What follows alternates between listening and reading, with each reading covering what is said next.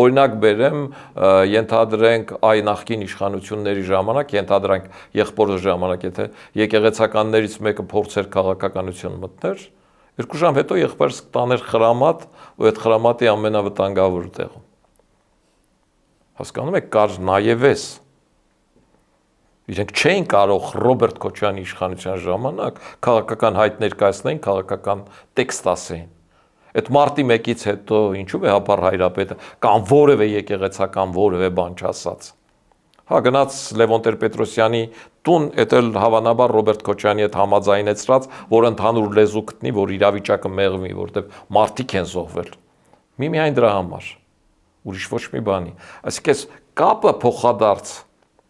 իրար հետ ֆուտբոլային լեզվով ասած պասերով աշխատում էին։ Այստեղ պասեր չկար, այս իշխանությունը նոր էր եկել, դրել էր ամեն ինչ ժողովրդավարության վրա, ասում էր, էս կարելի է, չի կարելի, ու չի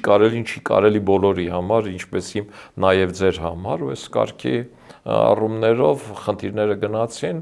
եւ այդտեղից էլ սկսվեց ընդհանուր համատեքստ